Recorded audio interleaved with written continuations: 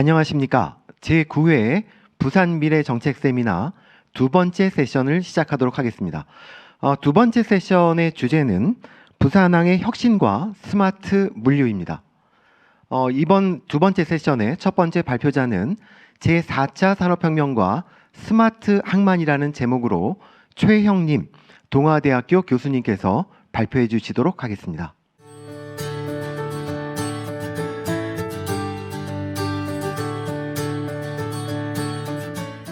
예, 4차 산업혁명과 스마트 항만이라는 주제로 발표하게 된 동아대학교 최형님입니다. 먼저 이제 그 스마트 항만에 대해서 제가 이제 4차 산업혁명에 대해서 이야기하기 이전에 스마트 항만이 과연 무엇인지 여러 가지로 정의들을 내리고 있는데 실제로 우리가 어떤 일을 할 때 그 정의를 정확하게 내리고 그다음에 그것을 우리가 지키기 위해서 노력을 할 때 훨씬 효과적으로 어떤 목표를 달성할 수 있으리라고 생각이 됩니다. 그래서 오늘 제가 사실은 스마트 항만이 과연 무엇인지에 대해서 제 나름대로 고민했던 사항들을 좀 한번 말씀을 드리고, 그리고 이런 스마트 항만에 대한 걸 지원하기 위한 4차 산업혁명의 기본적인 기술 이전에 4차 산업혁명이 추구하고자 하는 그런 어떤 하나의 사상이 있습니다. 그 사상에 대해서 좀 함께 이야기함으로써 앞으로 스마트 항만을 우리가 제대로 만들어가기 위해서 어떻게 해야 되겠다는 하나의 방향을 한번 짚어보기 위한 그런 시간으로 생각을 하고 준비를 했습니다. 그동안 우리 지금까지 보면은 항만을 어떻게 하면은 좀 더 효율화시킬 것인가에 많은 고민들을 했던 것 같습니다. 많은 기술들이 지금까지 개발된 많은 기술들이 대개 항만의 생산성을 어떻게 향상시킬 수 있을지에 대한 그런 고민들이었죠. 사실은 우리 스마트 항만도 마찬가지입니다. 결국은 기존의 우리 항만 개발 운영 과정을 좀 더 효율화하기 위한 하나의 과정 중에 한 부분이라고 생각이 드는 것이죠. 그래서 그동안 우리가 사실은 항만의 생산성 향상을 위해서 많은 노력을 해서 또 실질적으로 많은 효과도 또 내고 있습니다. 계속 발전해 가고 있죠.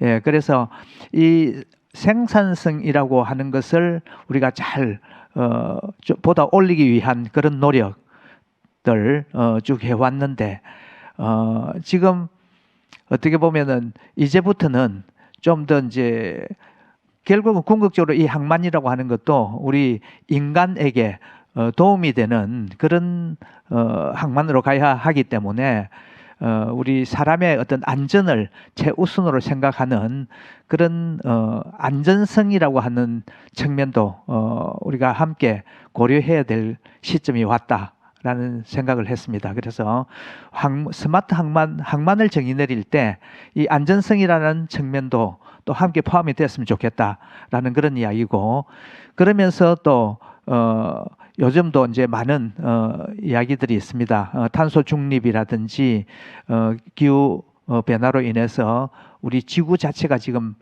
파멸되고 있으니까 그걸 그러한 문제를 또 우리 항만에서도 해결을 해 나가야 됩니다. 그래서 친환경 항만으로 또 한편으로 가야 된다. 예, 이 세 가지가 항만이 기본적으로 우리가 그 추구해야 될 그런 중요한 가치라고 생각을 하고 있고, 이 세 가지가 우리가 항만을 정의 내릴 때 스마트 항만을 정의 내릴 때는 이 세 가지 개념이 포함이 돼야 되겠다라는 그런 말씀을 드리고요. 그리고 또 항만이라고 하는 것이 보면은 이 항만 자체적으로만 잘 한다고 해가지고 잘 갈 수 있는 것은 아닙니다. 결국은 항만과 관련된 연관 산업들, 항만 소위 이야기하는 이제 항만 관련 산업, 연관 산업 이런 표현을 쓰고 있는데 뭐 선용품 업이라든지 그다음에 이제 수리업이라든지 이런 등등의 관련되는 산업도 함께 어느 정도 수준에 올라가줘야 우리 항만도 본연의 어떤 역할을 제대로 해나갈 수가 있다. 그래서 일단 동반 성장이라는 측면도 또 함께 이 스마트 항만을 정의할 때는 포함이 됐으면 좋겠다. 그래서 먼저 제가 이 스마트 항만을 정의 내리기 전에 스마트 항만이라고 하는 것에 어떠한 항목들이 좀 들어가 줘야 될 것인가 하는 그런 측면에서 방금 네 가지를 말씀을 드렸습니다. 결국 이 네 가지를 잘 실천해 나갈 때 우리 항만이 지속 가능한 항만으로 계속 성장해 갈 수 있으라고 그런 생각을 해봤습니다. 이제 이런 걸 좀 염두에 두고 기존에 우리 항만, 스마트 항만에 대해서 어떤 그 정의를 내리고 있는지 한번 보도록 하겠습니다. 우선 해외 다양한 기관에서 항만에 대한 정의를 하고 있는데 제가 방금 말씀드렸던 부분에 가장 근접한 정의를 내린 곳이 바로 함부르크 항만공사입니다. HPA에서 내린 정의를 보면은 이렇게 돼 있죠. 고객에게 최고의 서비스를 제공하여 지속 가능한 경제 성장을 달성할 뿐만 아니라 항만 도시민에게 항만에서 유발되는 미세먼지 등의 환경 영향을 최소화하여 삶의 질을 향상시키는 항만, 이렇게 정의를 내리고 있습니다. 근데 이제 조금 이제 액센추어나 딜로이트 같은 어떤 컨설팅 회사에서 내린 정의를 보면은 좀 더 효율성 쪽에 조금 초점을 맞추고 있는 것처럼 이제 보입니다. 결국 제가 이 항만에 대한 정의를 가지고 많은 시간을 소모하는 이유가 우리가 이 정의가 제대로 내려져 있고 또 이 정의에 우리가 충실해 갈 때 비로소 우리가 그 스마트 항만을 우리 인간의 삶의 질을 높이는 그런 하나의 수단으로서 스마트 항만이 존재할 수 있다. 그런 측면에서 이제 말씀을 드리는 겁니다. 우리나라에서 한국형 스마트 항만 정의를 내리고 있는데 여기도 보면은 이렇게 보고 있습니다. 스마트 항만은 모든 사람, 인프라, 정보가 안전하게 보호 연계되어 인간이 행복한 항만, 그리고 지속 가능하고 쾌적한 항만, 초연결, 자율적인 AI 항만, 효율적인 항만, 이런 내용들이 이제 포함되어 있습니다. 여기도 보면은 실제로 인간이 행복한 항만을 이제 추구하는 것으로 지금 정의 내려져 있습니다. 물론 이제 이 시대가 흐름에 따라서 지금 이제 스마트 항만이기 때문에 초연결, 자율적인 AI 항만, 이런 내용들이 이제 포함이 되어 있게 되겠고, 또 앞으로 새로운 기술들이 또 나온다면은 또 그 내용이 이 항만의 정의에 포함될 것이라고 생각을 합니다. 지금 현 시점에서는 지금 한국형 스마트 항만 정의라는 부분이 상당한 부분 잘 내용을 포함하고 있다라고 볼 수가 있겠고, 여기에 이제 우리가 그 동반 성장이라고 하는 항만 연관 산업과 함께 성장해 갈 수 있도록 한다는 그런 측면이 들어 있으면은 더욱 좋을 것 같습니다. 제가 왜 동반 성장 이야기를 여기서 하느냐 하면은 지금 4차 산업혁명 시대에는 나중에 제가 말씀드리겠습니다만은 4차 산업혁명 시대는 결국은 서로 이종 간에 또는 동종 간에 관련되는 기업들이 서로 협력을 해야 이게 더 그 가치를 높일 수가 있고, 또 실제 그렇게 협력할 수 있는 기술적 기반이 만들어져 있기 때문에 충분히 실현 가능하다는 그런 말씀을 드릴 수가 있겠습니다. 제가 이제 요 해양수산부, 우리나라 해양수산부에서 스마트 해상물류 체계를 이야기하면서 이제 스마트 항만에 대한 이야기가 나옵니다. 그래서 그 내용을 간단히 소개해 드리고자 하는데, 해양수산부에서 잘 아시다시피 2년 전 2019년도부터 스마트 해양 수산 체계를 구축하기 위해서 많은 노력들을 해왔고, 실제 그러한 전략을 가지고 많은 R&D 사업들을 만들어서 작년 올해 계속 그 해양수산부 생긴 이래로 제대의 예산을 확보하고 실제 그걸 실행해서 옮기고 있습니다. 그래 여기도 이제 그 스마트 항만에 대해서 내용이 언급이 되는데 여기 스마트 항만 단계별 추진 로드맵을 보여주고 있는 슬라이드인데요. 여기 보시면은 내용이 기술 개발과 인프라 구축 이렇게 두 개로 나뉘어져 있고 기술 개발 쪽 여러분들 보시면은 이 자동화 항만 또 자율 운항 선박 대응할 수 있는 항만 시설 장비 이런 내용들이 있고요. 그다음에 이제 인프라 구축 쪽도 이제 IoT 기반으로 한다. 뭐 로보틱스 항만 시범 사업 이런 내용들이 들어 있습니다. 자, 여러분들 그 한국형 스마트 항만 정의 내린 거하고 지금 이 실제 우리가 구현해 나가려고 하는 내용하고 상당히 괴리가 있음을 우리가 볼 수가 있습니다. 이게 우리가 정의만 내린다 해가지고 그게 해결되는 것은 아니죠. 그 정의를 실제로 실행하기 위해서 노력들을 해줄 때 비로소 그 정의가 가치가 있게 되는 것이죠. 그래서 이런 측면이 우리가 앞으로 이제 좀 이 항만에 대한 또 특히 이제 스마트 항만에 대해서 우리가 어떻게 가야 될 것인가를 생각했을 때 그 정의를 제대로 내리고 그 정의에 충실하게 하나하나 사업들을 만들어서 가야 되겠다는 그런 말씀을 제가 드리기 위한 목적입니다.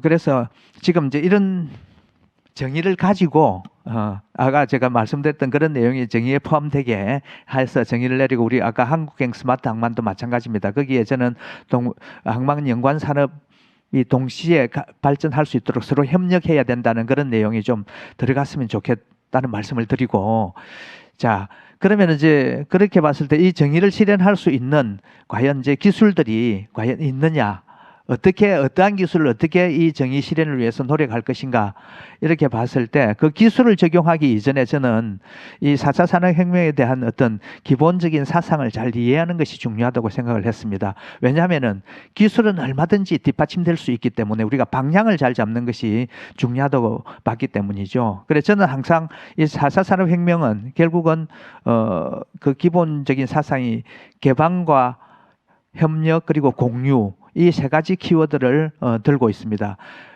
이 세 가지 키워드를 우리가 실현해서 우리의 지금 현재의 문제를 해결해 보고자 하는 그런 노력을 해야 된다는 거죠. 우리가 해결해야 될 문제가 있을 때, 이 문제를 어떻게 풀 것인가?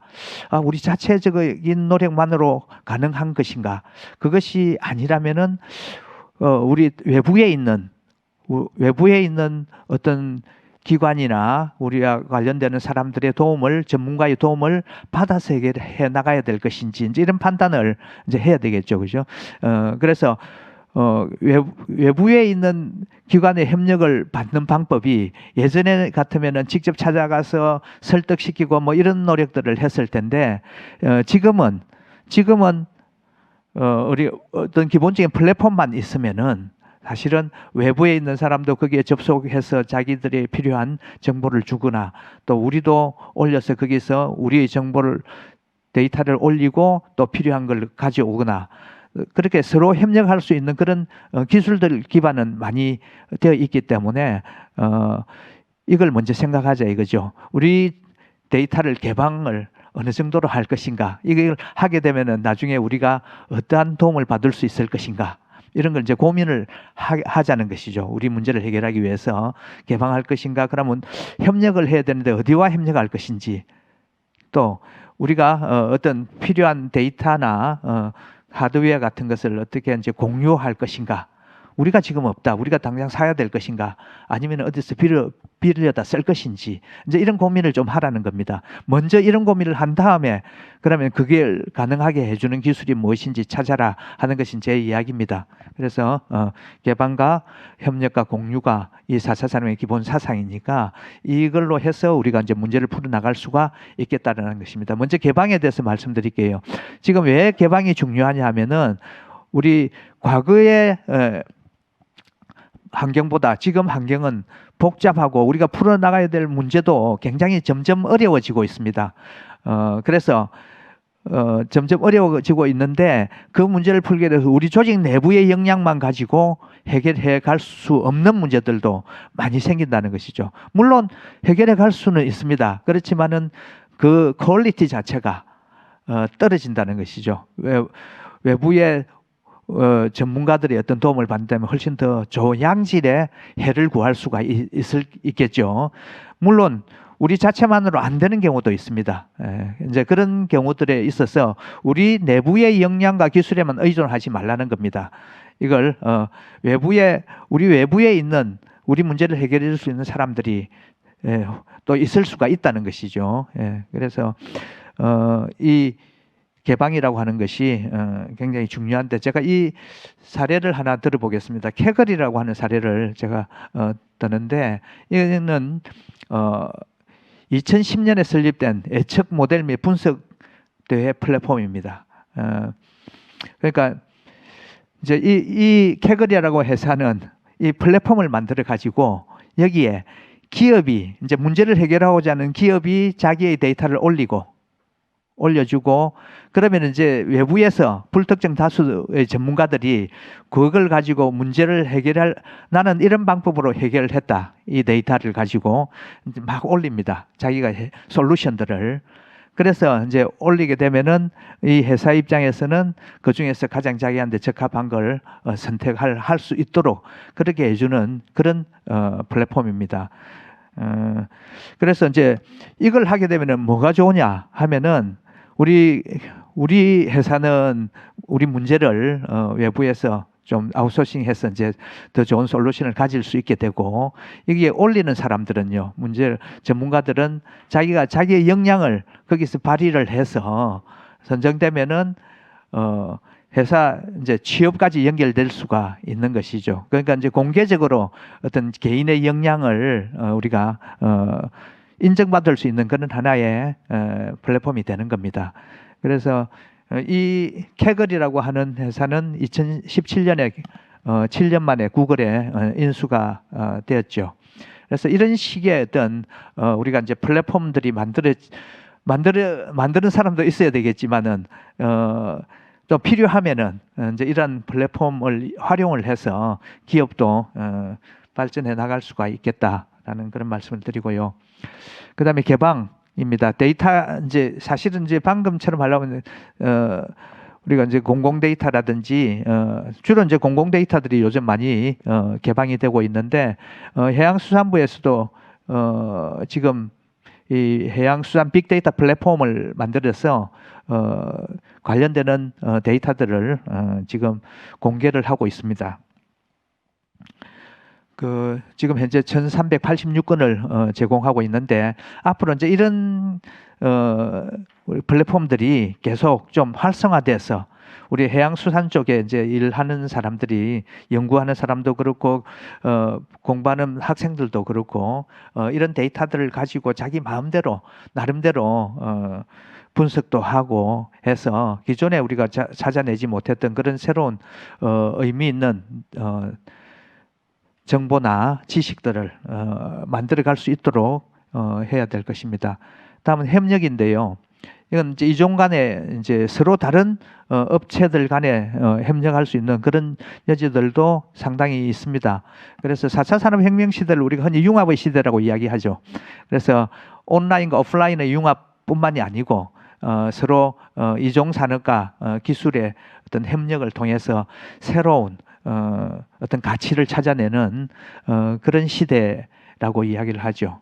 그래서 이건 CJ하고 네이버도 그런 관점에서 서로 협력하는 모델을 만들었습니다.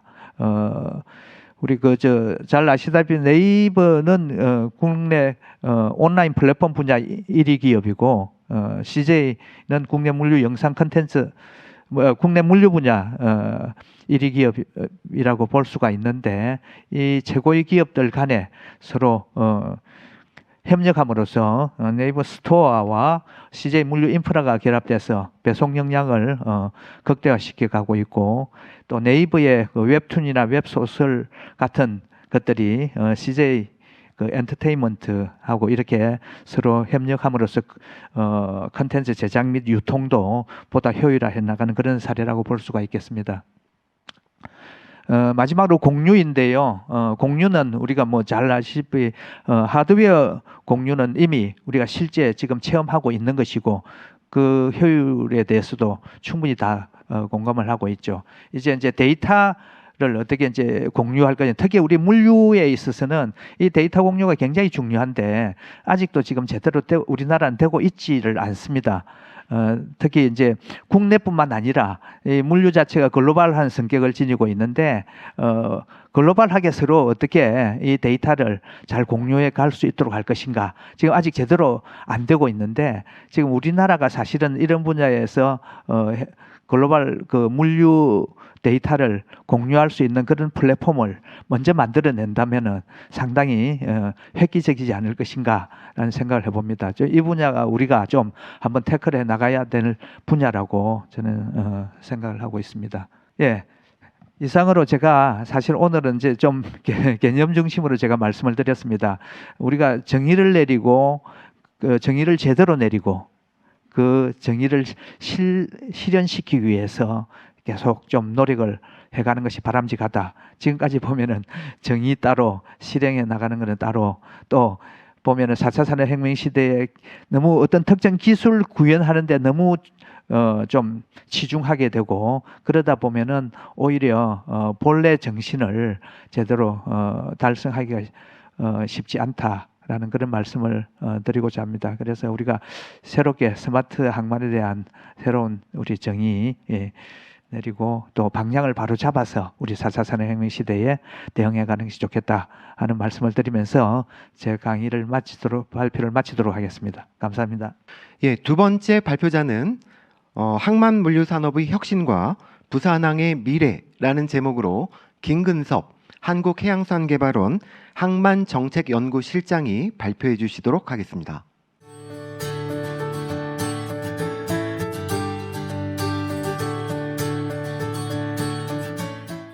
예, 안녕하십니까. 한국해양수산개발원의 김근섭이라고 합니다. 저는 오늘 그 부산항의 미래 정책 방향이라는 주제로 좀 말씀을 드리고자 합니다. 오늘 세미나의 주제가 메가포트와 스마트 물류 혁신입니다. 그래서 오늘 저는 메가포트에 대한 이야기를 좀 하고자 합니다. 그래서 저는 오늘 미래 정책 방향, 부산항의 미래 정책 방향이라는 제목으로 발표를 좀 하도록 하겠습니다. 오늘 말씀드릴 내용은 우선 글로벌 항만 트렌드, 좀 전체적인 트렌드에 대해서 먼저 간략하게 한번 살펴보고요. 그리고 그 트렌드 속에서 부산항이 현재 어떤 여건에 있는 것인지, 그리고 마지막으로 그런 여건을 기반으로 해서 앞으로 부산항이 메가포트가 되기 위해서 어떠한 정책 방향을 가져가야 되는지 이를 말씀드리도록 하겠습니다. 글로벌 트렌드에 대해서는 좀 간단하게 말씀을 드리도록 하겠습니다. 우선 최근의 트렌드를 한마디로 요약하자면 유례 없는 상황이다, 이렇게 볼 수 있을 것 같습니다. 해운 운임은 폭등을 하고 있고 그리고 컨테이너 박스는 부족한 그런 상황입니다. 해운 운임이 평상시 대비해서 5배 이렇게까지 치솟고 있는 상황이고요. 박스가 부족해서 미국으로부터 돌아오는 박스가 부족해서 새로운 박스를 만들거나 수출이 제대로 되지 않는 그런 상황에 있다라는 거는 잘 알고 계시는 내용일 겁니다. 최근에 이제 보면 팬데믹이라든지 수에즈 운하의 선박 자초, 과거에는 좀 상상하지 못했던 일들이 발생하고 있고 그런 일들이 과거에 발생하지 않았기 때문에 우리의 지금 글로벌 공급망이 얼마나 취약한지 단단한지 이를 확인할 수 없었는데요. 그런 일들이 생김으로써 글로벌 공급망이 굉장히 취약한 구조를 가지고 있다라는 것이 어느 정도 밝혀졌다라고 보고 있습니다. 최근에 그런 이유는 사실 억눌러져 있던 수요가 일시적으로 좀 폭발한 그런 문제가 있기는 하지만 그런 폭발로 인해서 지금의 공급망은 이 예상치 못했던 수요를 수용할 수 있는 정도의 수준은 아니었다라고 보고 있습니다. 통상 공급망은 한 40% 정도의 이런 탄력성을 가지고 있습니다. 근데 최근에 팬데믹은 거의 80%가 넘는 변화가 일어났기 때문에 기존의 공급망이 더 이상 수용할 수 없는 그런 상황이 있었다라고 보시면 될 것 같습니다. 그리고 특히 제일 중요한 것은 항만과 같은 주요한 이런 거점의 병목 현상이 전체 물류망에 얼마나 큰 영향을 주는 것인지가 나타났다라는 것입니다. 이러한 글로벌 공급망의 불안정은 세계 경제의 가장 큰 리스크로도 뽑히고 있습니다. 원래 최근의 조사 이전의 조사를 보면 향후 경제 리스크는 코로나 팬데믹으로 대다수가 바라봤지만 지금은 오히려 글로벌 공급망이 세계 경제의 가장 큰 리스크다라는 것으로 밝혀지고 있고요. 그러다 보니까 글로벌 공급망의 변화 재편이 시도되고 있습니다. 뭐 우리가 주식 투자할 때도 보면 너무 많은 계란을 한 바구니에 담지 말라라고 이야기를 하고 있지만 공급망도 마찬가지입니다. 한쪽으로 너무 의존도가 강해지다 보니까 쉽게 부러지는 구조가 되어버렸습니다. 그래서 과거의 공급망은 just in time이 중요했다고 하면 앞으로 공급망은 just in case가 중요할 것으로 보이고 있습니다. 만일을 대비하는 것이 더 중요하지 않을까라는 의견이 나오고 있고요. 다만 이제 만일을 대비한다는 것은 그 만일의 발생 확률 그리고 그 만일을 대비해서 우리가 투자해야 될 비용 어떤 것이 더욱더 효과적인 것에 대한 판단은 좀 필요하다고 볼 수 있습니다. 항만이 최근에 이제 적체가 되면서 미국의 LA-LB 항만을 중심으로 해서 적체가 발생하면서 앞서 말씀드린 것처럼 글로벌 공급망에 얼마나 큰 영향을 주는지 항만이 적체되니까 선박에 체선이 발생하게 되고 그 체선으로 인해서 또 다른 체선, 또 다른 적체가 발생이 되고 그리고 배후 시설, 그리고 트러킹, 인력 뭐 등등 창고 시설 이 모든 것이 다 막히게 되는 물론 뭐 항만의 하나의 문제는 아니지만 항만과 연결되어 있는 양 방향의 해운 쪽 사이드, 육상 쪽 사이드 모든 것이 다 막히게 되면서 이런 적체가 발생을 하고 있다라고 보고 있습니다. 좀 고무적인 사실은 사실 우리가 뭐 G20이 됐던 다보스 포럼이 됐던 이런 정상들이 만나서 회의하는 과정에서 항만이라는 단어가 나오는 것은 사실 쉽지는 않습니다. 근데 최근에 G20을 하면서 공급망 회의라는 것을 특별히 했습니다. 그러면서 거기에 미국 대통령이 의장 성명을 발표했는데 여기 보시면은 제가 좀 소개해드리면 항만 체선을 해소하기 위해서 가장 좋은 사례들을 공유하도록 노력하자라는 용어가 그 의장 성명에 들어가 있습니다. 그러니까 항만의 이 중요성이 얼마나 큰지는 최근에 이런 의장 성명, 글로벌 정상들이 회의하는 성명에 포함됐다는 그 자체만으로도 사실은 항만이 굉장히 중요한 시설이다라고 볼 수 있습니다. 그리고 더욱 중요한 것은 우리가 통상 항만이 나와 무슨 상관이 있냐라고 보통 이야기를 많이 합니다. 실질적으로 일반 시민들 입장에서는 항만은 나의 삶과 전혀 상관이 없습니다. 내가 갈 일도 없고 그리고 거기가 문제가 생긴다고 해서 내가 피해본 것도 없기 때문에 그렇게 생각할 수가 있습니다. 저희들 역시도 그렇게 생각해 왔지만 글로벌 공급망이 최근에 이러한 어려움을 겪게 되면서 결국은 항만에서 적체가 나의 삶과 직결된다라는 것도 우리가 볼 수 있습니다. 그게 무슨 말이냐면 여기 보시면은 이 배송 시간의 지연과 소비자 물가 지수 증가의 연동성입니다. 보시면은 배송 시간의 지연이 올라가면 올라갈수록 소비자 물가 지수는 올라가고 있습니다. 실질적으로 글로벌 공급망 붕괴되고 나서 전 세계적으로 소비자 물가 지수가 올라가고 있습니다. 저희 나라도 마찬가지고 미국도 마찬가지, 특히 유럽은 더 많이 올라가고 있습니다. 소비자 물가 지수가 올라간다는 것은 인플레이션 압력이 강해진다는 것이거든요. 결국은 시민들이 더 높은 가격으로 제품을 살 수밖에 없기 때문에 항만의 적체, 물론 모든 항만은 아니지만 주요 항만의 적체는 결국 국민들의 삶에 직결 영향의 생활과 직결된다 이렇게 볼 수 있습니다. 저는 이제 이 부분을 굉장히 중요한 사실로 좀 받아들이고 있습니다. 지금까지는 이제 글로벌 여건에 대해서 간단히 살펴봤고요. 그럼 이제 부산항의 현재 여건은 어떤지 한번 간략하게 보도록 하겠습니다. 부산은 뭐 아시는 것처럼 세계 2위의 환적 허브입니다. 굉장히 탄탄한 경쟁력을 가지고 있습니다. 특히 부산항은 평상시보다 위기에 더 강한 항만이라고 볼 수 있습니다. 뭐 코로나라든지 아니면 뭐 전 세계적인 어떤 위기가 와도 부산항의 환적 경쟁력은 사실 변함이 없습니다. 작년에 이제 보면 2019년 대비 2020년 대부분의 항만들이 물동량이 감소했습니다. 물론 부산항도 감소를 했습니다. 근데 환적 화물 자체는 증가했습니다. 3.3% 정도 증가했습니다. 굉장히 고무적인 사실입니다. 여기서 중요한 것은 이러한 동북아의 확고부동한 환적 커브의 발전은 부산항 신항의 개발에서 시작되었다고 볼 수가 있습니다. 만약에 부산항 신항이라는 것이 없었다면 이러한 경쟁력을 확보할 수조차 없었을 거라고 저희들은 보고 있습니다. 여기 보시면 그래프에 보시면은 2000년부터 2020년까지 환적 화물의 증가세를 좀 표현을 했고요. 그 사이에 있었던 몇 가지 사건들을 좀 나열을 했습니다. 굉장히 크다면 크고 또 작다면 작은 사건들이지만 이러한 사건들에도 불구하고 부산항의 환적 물동량은 변함없이 안정적으로 증가했다라는 사실이 굉장히 중요하다. 그리고 대외적인 위기를 오히려 긍정적인 역량으로 수용하는 능력도 있다라고 보고 있습니다. 그리고 저는 부산항이 글로벌 공급망의 안전판 역할을 하고 있다라고 보고 있습니다. 물론 눈에 보이는 안전판은 아니지만 기능적인 안전판이라고 생각을 하고 있습니다.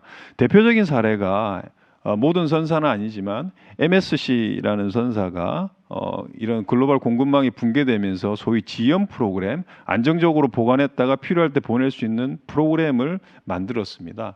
그 만들 때 세계의 주요 거점 항만을 몇 개 선정을 했는데요. 당초 처음 만들 때는 아시아에서 유일하게 부산만 선택이 됐습니다. 그리고 한 달 뒤에 싱가포르이 추가되긴 했지만 결국은 아시아에서 싱가포르가 부산, 세계 1위의 환적 커브, 세계 2위의 환적 커브 두 개 항만만 선정되었다는 것만 보더라도 굉장히 안정적인 위치에 있는 항만이다라는 것이고요. 오른쪽의 그래프는 최근에 문제가 되고 있는 미국의 D&D 부분입니다. 보시면 부산이 제일 적습니다. 물론 뭐 여러 가지 이유가 있습니다. 부산이 제일 적다라는 것은 그 자체로 이유가 있지만 선사들 입장에서 화주리 입장에서는 굉장히 경쟁력인 항만이 될 수밖에 없는 것입니다. 보시면은 LA가 뭐 말도 안 되게 사실은 높은 수준에 있습니다. 그렇기 때문에 이 당국들에서 조사도 나가는 것이고 반면에 부산항은 굉장히 좋은 경쟁력을 가지고 있다라고 볼 수 있는 것이고요. 그렇지만은 아닌 것 같습니다. 그렇기 때문에 주변 항만의 직접적인 견제가 굉장히 심해지고 있다라고 보고 있습니다. 가장 대표적인 게 최근 많이 회자되고 있는 중국의 카보타지 완화 부분입니다. 이런 중국의 카보타지 완화는 여러 가지 해석이 있을 수 있습니다만 저는 부산항의 환적 화물을 직접적으로 겨냥한 것이다라고 해석을 하고 있습니다. 중국은 상하이를 글로벌 환적 커브, 국제 환적 커브로 육성하기 위해서 1990년 말부터 정책을 지금까지도 유지를 하고 있습니다. 그럼에도 불구하고 국제 환적 허브의 위상은 저희들이 볼 때는 아직 확보하지 못했습니다. 자체적인 성장의 한계가 있기 때문에 결국은 부산의 항해 환적 화물을 이용해서 국제 환적 허브로 도약하고자 한다고 저희들은 보고 있습니다. 그리고 일본 또한 2010년에 국제 전략 항만이라는 것을 발표하면서 부산항의 환적 화물을 직접 타겟으로 했습니다. 일본은 자기네들의 화물이 부산항에 뺏겼다라고 생각을 하고 있기 때문에 뺏긴 화물을 다시 되찾아오겠다라는 전략이 국제 전략 항만이고 그걸 위해서 한신항, K행, 동경, 오사카, 요코하마 이런 대형 항만들을 통합해서 또 지원도 하고 있는 그런 부분입니다. 그러면 결국 이런 우리 주변의 대형 항만들이 환적 화물을 뺏어 가려고 한다라는 것은 결국 환적 화물이라는 것이 단순히 물동량을 증가시키는 요인인 것뿐만 아니라 그 자체로서 굉장히 큰 효과가 있다라는 것을 반증한다 이렇게 생각을 하고 있습니다. 또 하나의 문제는 또 부산항이 이 경쟁력이 있는 반면에 또 그 자체로서 또 시설의 부족이라든지 비효율도 있다라는 것입니다. 지금 가장 대표적으로 이야기하고 있는 소위 뭐 이 이야기는 컨테이너 산성, 산성처럼 컨테이너가 쌓여있다라고 해서 부르는데 장치 능력이 한계에 다다르고 있습니다. 물론 뭐 장치 능력이 한계에 다다랐다는 것은 앞서 말씀드렸던 것처럼 수요가 일시적으로 증가한 부분도 있지만 시설의 부족, 장치장의 협소함 이런 것들도 있다고 볼 수 있습니다. 최근에 이제 80%라고 표시되어 있지만 실제로는 80%는 아닙니다. 왜냐하면 지금 부산항 신항 같은 경우는 임시 장치장을 만들어서 일부 물량을 외부로 빼기고 있기 때문에 만약에 그런 작업을 하지 않았다면 이미 100%가 넘었다라는 것입니다.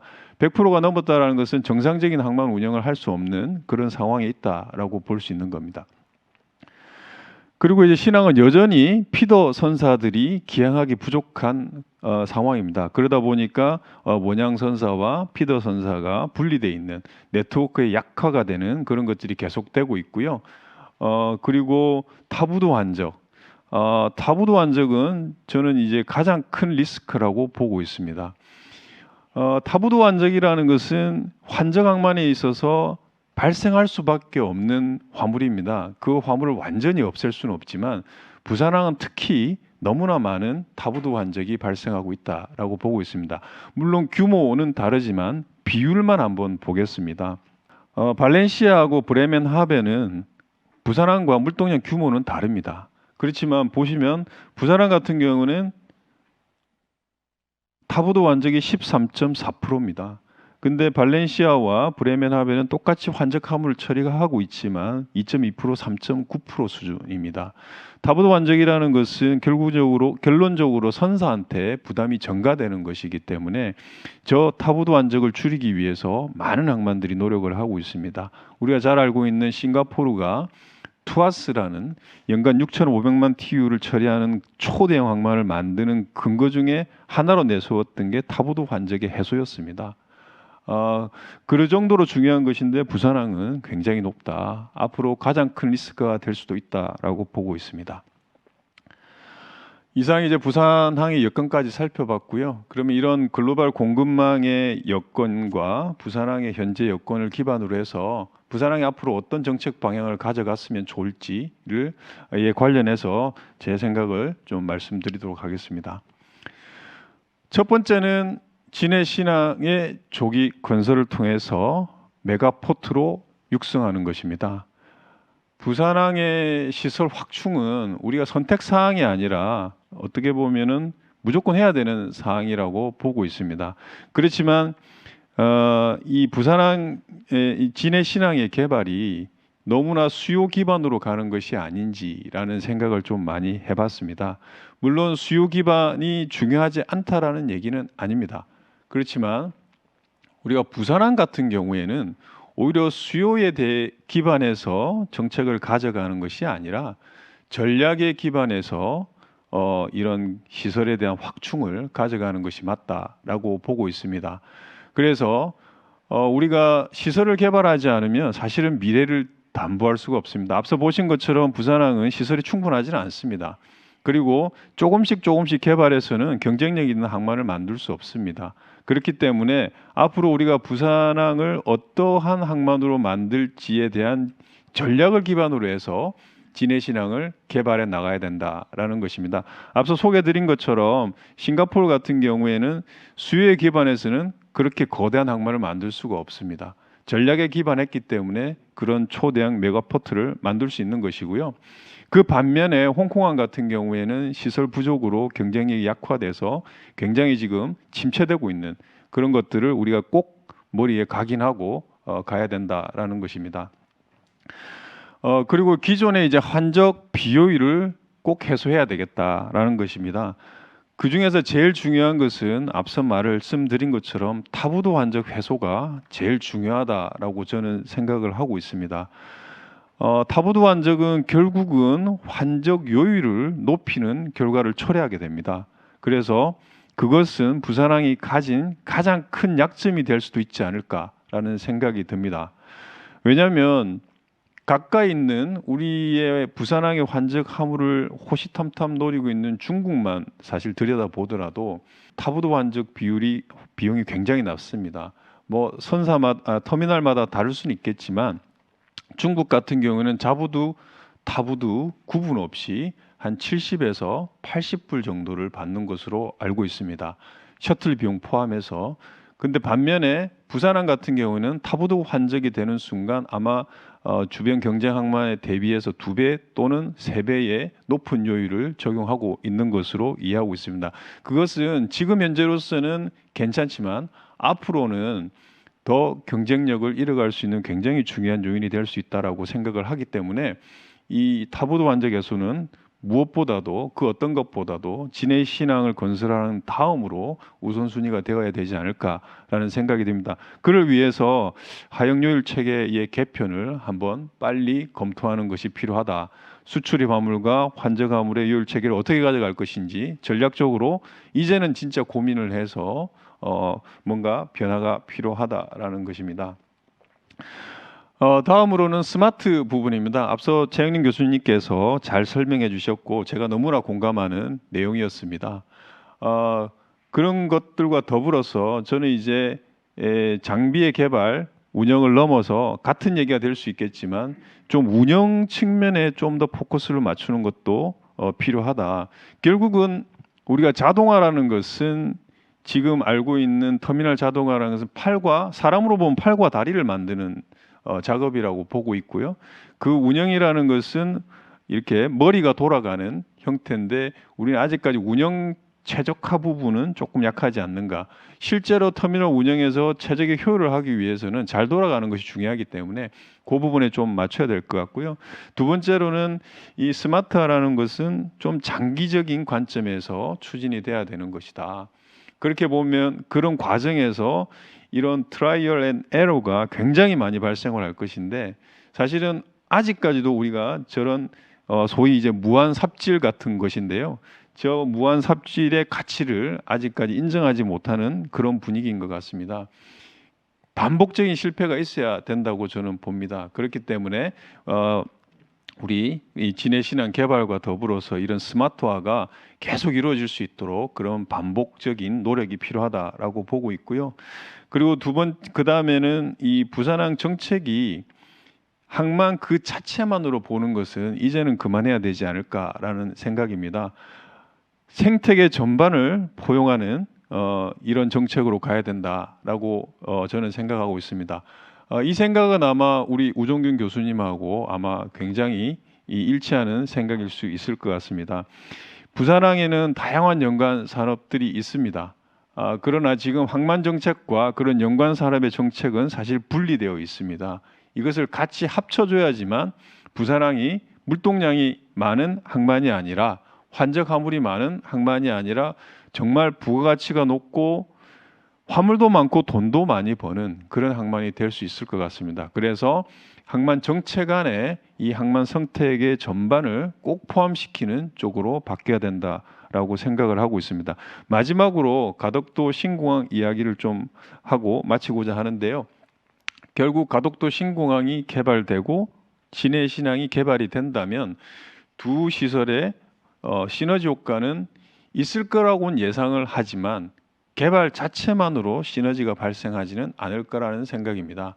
그렇기 때문에 우리가 개발 후에 운영을 어떻게 할 것이냐를 고민하는 것이 아니라 개발하기 전에 어떤 식으로 연계 전략을 할 수 있을지를 먼저 고민을 하고 개발하는 것이 필요하다라는 생각입니다. 우리가 이제 터미널 시설 개발하는 것도 지금 실태를 보면 마찬가지입니다. 개발 후에 운영이 들어가는 그런 형태인데 사실은 운영을 어떻게 할 것인지의 전략에 기반해서 개발이 들어가야 되는 그런 상황과 같은 것이라고 봅니다. 그래서 복합물류가 굉장히 중요합니다.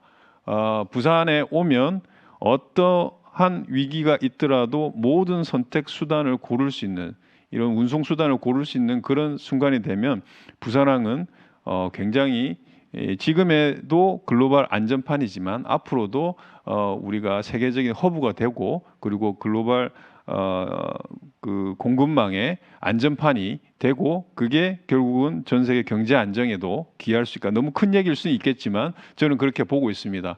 그래서 한국의 부산항이 아닌 정말 세계의 부산항이 되기 위해서는 이러한 준비들이 이미 늦었다고 봅니다. 좀 더 속도를 내서 가야 되는 것이 아닌가라는 생각이 듭니다. 이상 제 발표를 마치도록 하겠습니다. 감사합니다.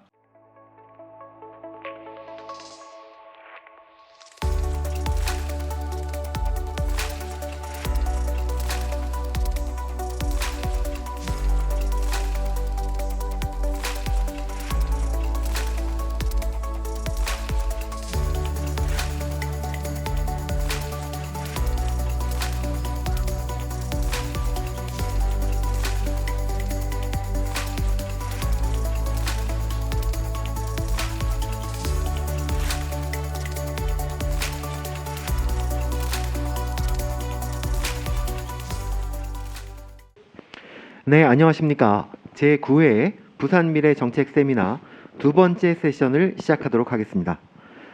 두 번째 세션의 주제는 부산항의 혁신과 스마트 물류입니다. 토론을 시작하기 전에 먼저 참가해 주신 발표자, 토론자분을 소개하도록 하겠습니다.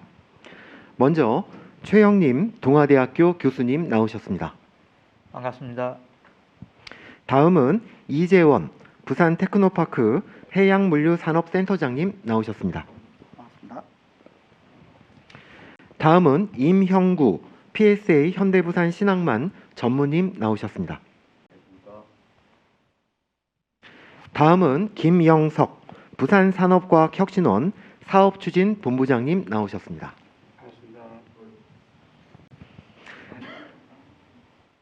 네, 다음은 최상희 한국해양수산개발원 항만연구 본부장님 나오셨습니다. 반갑습니다. 네, 김근섭 한국해양수산개발원 항만정책연구실장님 나오셨습니다. 고맙습니다. 네, 장하용 부산연구원 연구위원님 나오셨습니다. 반갑습니다. 네, 이번 세션 2 토론은 우리나라 최고 수준의 물류 전문가분들이 다 이 자리에 모이신 것 같습니다. 그래서 바쁘신 중에도 와주셔서 너무너무 감사드리고 오늘 부산 미래 정책을 위해서 좋은 말씀 좀 부탁드리도록 하겠습니다. 예, 첫 번째는 글로벌 항만 산업의 변화와 이것이 어떤 영향을 주고 있는지에 대해서 한번 살펴보도록 하겠습니다. 오늘 김근섭 실장님께서 발표도 해주셨지만 올해가 굉장히 많은 변화가 있었던 것 같습니다. 특히 하버드 비즈니스 스쿨이 2021년 올해를 정의를 하면서 변화와 리스크의 시기다라고 정의를 했습니다. 4차 산업혁명 시대도 도래하고 있고 포스트 코로나 시대도 도래를 하고 있습니다. 여기에 따라서 물류 시장도 굉장히 많은 변화와 또 많은 리스크가 노출이 된 시기가 아닌가 싶습니다. 이러한 측면에서 항만에 어떤 변화가 도대체 있었던 것인지 여러분들께 다시 한번 설명드리고 공유하는 시간을 좀 갖도록 하겠습니다. 먼저 우리 김근섭 시장이 오늘 발표를 해주셨는데요. 글로벌 항만의 굉장히 많은 변화 중에 특히 미서부 항만의 항만 적체가 가장 중요한 또 핵심 이슈였고 이런 것들이 미국뿐만이 아니라 우리나라, 중국, 유럽 항만에까지 굉장히 많은 영향을 미친 것으로 지금 계속 보도가 되고 있습니다. 이 미국 서부 항만의 적체의 그 원인은 좀 어떤 거라고 판단을 하고 계시는지요? 예, 여러 복합적인 원인이 있을 수 있겠습니다만은 일단 가장 근본적인 원인은 전 세계적인 이제 재정 확대, 미국도 마찬가지로 재정 확대하고 그리고 나서 이제 코로나의 사회적 거리두기가 조금 완화되면서 그간에 이제 억눌러졌던 수요가 폭발적으로 증가한 것이 가장 큰 원인이라고 보고 있습니다. 왜냐하면 지금 다 아시는 것처럼 선박이 부족한 것도 아니고 실질적으로는 그리고 컨테이너가 부족한 것은 아닙니다. 그 회전율에 대한 문제인 것이고 최근에 이제 드루리에서 나온 보고서를 보면 코로나 팬데믹이 원래 가지고 있던 항만들의 능력을 한 17% 정도 감소시켰다라고 평가를 하고 있더라고요. 그래서 그런 수요의 증가가 가장 큰 원인이었고, 두 번째 원인은 이런 것을 전혀 예상하지 못했다라는 것이 두 번째 원인인 것 같습니다. 사실은 뭐 예상하기 어려운 그런 상황이었고, 그러다 보니까 그 수요의 변동성을 충분히 커버할 수 있을 정도의 여유 능력이 없었다라는 것이고, 컨티전시 플랜 같은 것을 사실은 만들었다 하더라도 그런 여유에 대한 고려가 없었다면 아마 작동하기 어려운 그런 상황인 것으로 저는 뭐 이해를 하고 있습니다. 아, 네, 그렇습니다. 우리 최상희 본부장님께서는 좀 미서부 항만이나 또 여기에 연관돼서 계속해서 파생되고 있는 부산이나 뭐 다른 글로벌 항만들의 항만 적체 요즘 어떻게 보고 계시는지요? 그 원인과 내용에 대해서. 예. 일단 저희 그 KMI의 김근섭 정책실장님이 먼저 말씀을 하셨듯이 이와 같은 원인도 있겠지만 이 글로벌 물류 공급망의 리스크는 아마 지금뿐만이 아니고 과거도 있어 왔고 앞으로도 쭉 나타날 거라고 생각을 합니다. 특히 이번 그 미 서한 적체의 서한 항만의 적체의 문제는 가장 결정적인 원인은 물론 이제 물동량 코로나 19로 인한 물동량의 증가에도 그 원인이 있었겠지만 저는 약간 다른 시각에서 먼저 이 부분을 본다면 이 직접적인 그 항만 하역 노동자들의 감염과 그에 따른 미 정부의 그 보조 정책, 금융적 보조 정책이 이 원인을 촉발한 게 아닌가 생각합니다. 특히나 이 감염병으로 인한 그 항만 하역 근로자들의 그 감염으로 인한 그 종사 인력의 축소, 또 하나는 대대적인 그 미 정부의 금융 정책 지원으로 인한 그 항만과 내륙 간의 그 운송 트럭커들에 대한 재정 지원을 대대적으로 함으로써 이분들이 그 직장을 스스로가 그만두는 그런 사태로 인해서 물동량이 갑자기 이제 증가를 하게 됨으로써 결국에는 항만과 내륙 운송에 그 운송할 드라이버들이 모자라는 이런 현상이 발생을 하는 거죠. 이러한 부분들이 물류 공급망은 언제까지나 심리스 체계가 돼야 되는데 한쪽에서 종사할 인력이 모자라다 보니 이 부분이 지속적으로 누적되고 적체가 되고 이 미 서한뿐만 아니라 여기에서 발생하는 물류 적체가 전 세계로 확대되는 이런 현상을 가져오지 않았나 생각을 합니다. 아, 네. 사실 뒤돌아보면 사실 미국 서부 항만의 이러한 적체 현상이 2004년부터 2006년까지도 굉장히 심각했습니다. 이제 그 당시 원인을 좀 살펴보면 중국의 수출 물동량이 굉장히 급증하니까 전 세계적으로 이제 물동량 증가를 이거를 처리할 수 있을 만한 능력을 따라잡지 못했던 것이었다면 이번에는 좀 그 양상이 다른 것이기 때문에 굉장히 주목할 필요가 있다라고 생각이 됩니다. 미 서부 항만이 그렇게 심각한 상황인데 우리 부산항도 좀 심각한 상황이지 않습니까? 우리 장하영 박사님 좀 부산의 상황은 좀 어떤지요?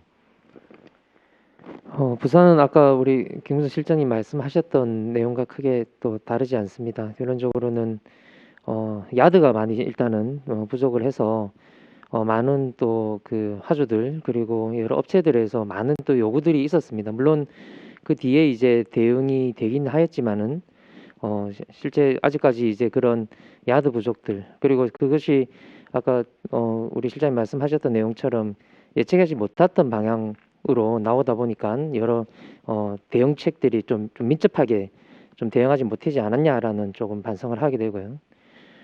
둘째는 아까 말씀하셨던 그 공컨테이너 부족 등 여러 지금 우리 기반 어떤 그 이제 산업들이 이제 없는 그런 부분들이 결론적으로 문제가 발생을 하면서 현재 부산항에까지 이르렀던 문제들 그리고 미국 서부에서 생겼던 그런 문제들이 또 우리 그 부산항에까지 영향을 미치는 그런 어떤 사항들에 지금 처해 있었다라고 판단할 수 있겠습니다. 그러면 실제로 우리 부산시장에서 터미널 사에 계시는 우리 임영구 전무님께서는 좀 이 미서부 항만의 항만 적체나 우리 부산항의 문제점 이게 공통점도 있고 사실은 근본적으로 원인이 좀 다르기도 합니다. 좀 여기에 대해서 좀 어떻게 생각하고 계시고 좀 어떤 좀 개선이 좀 필요하신지 좀 현장의 목소리를 좀 들려주셨으면 좋겠습니다. 네, 부산항은 LA와 미서항과는 약간 다른 경향을 보이고 있습니다. 미서항은 주로 이제 수출입 화물이 처리되는 곳이고요. 부산은 지금 현재 환적 화물이 55% 이상, 약 60%로 넘어갈 정도로 환적을 위주로 처리하는 곳이 되고 있습니다. 환적을 처리한다는 것은 주변의 항만의 어떤 대체 항만 역할도 지금 하고 있습니다. 작년 11월 이전까지는 코로나로 인해서 전체적으로 선박들도 물량이 줄었었고 블랭크 세일도 많았었습니다. 그러다가 11월 이후에 미국의 보조금이 지급되고 나서 순간 어떤 수요가 증가하면서 11월 이후부터 지금까지 그 전체적인 그 서플라이 체인이라든지 물류가 한쪽으로 많이 쏠리는 부분이 있죠. 덕분에 부산항도 굉장히 많은 그 물량이 처리되었고 어떤 화물이 그 수송이 잘 되지 않음으로 인해서 항만 적체 현상이 발생했습니다. 부산은 미서안에 출발하는 마지막 그 아시아 항만이기 때문에 미서안에서 항만이 적체되면 부산항이 직접적으로 타격을 받는다는 것을 이번에 알게 되었습니다. 그래서 향후를 대비해서라도 부산항 어차피 환적을 위주로 계속 증가를 해야 되기 때문에 각 터미널이 장치를 할 수 있는 그런 장치장을 많이 확보하도록 정부에서 좀 지원을 많이 해주시고 그리고 새로 만드는 터미널도 물론 야드가 많이 확보돼야 되겠지만 지금 있는 그 기존에 있는 항만들도 그 많은 장치장을 좀 더 확보할 수 있도록 관계기관에서 많은 협조를 해주셨으면 좋겠습니다. 이 부분은 좀 심각한 수준입니다, 지금. 예, 지금 부산이 지금 야적장 부족으로 굉장히 심각하고 그래서 어디다 이제 화물을 갖다 놓을 수도 없는 상황까지 이르렀습니다. 미서부의 같은 경우에는 코로나 바이러스 때문에 2021년 시작 때 각 선사들이 전체 해상 운송 수요가 감소할 것이다라는 측면에서 전체 운송 능력을 한 30%에서 40% 감소를 했는데 예상치 못하게 이제 전체 물동량이 증가함으로써 이것들이 이제 전체 항만에 미쳤고 특히 이제 코로나 바이러스에 좀 취약했던 미국 서부 항만이 가장 직격탄을 맞은 것 같습니다. 이러다 보니까 지금 이제 선사들이 갑자기 이제 전체 운송 능력을 증가를 시켰고 이게 더 이제 항만의 적체에 가중시키는 역할을 한 것 같습니다. 그래서 이런 것들이 이제 선사들이 운임도 올라가니까 적당히 이제 수급을 조정을 했지만 지금도 이 수급이 뭐 안정적이지는 못한 상황이지 않습니까? 지금 또 이제 불황기이기 때문에 좀 안정이 되긴 하겠지만 앞으로 이제 내년에 좀 수급 상황은 좀 어떻게 보시는지 좀 말씀을 해주셨으면 좋겠습니다. 어떻게 김근섭 실장님께서 말씀하시는 게 더 좋으실까요? 예, 제가 뭐 해운 쪽 그 전문가는 아니라서 뭐 구체적인 내용을 말씀드리기는 어렵고 그냥 저도 보고 듣고 했던 내용들을 기준으로 본다면 내년까지는 올해 상황이 계속되지 않을까라는 게 대체적인 전망인 것 같습니다. 지금 선사들도 제가 알고 있기로는 이번을 계기로 해서 엄청난 경험을 한 것으로 이해를 하고 있습니다.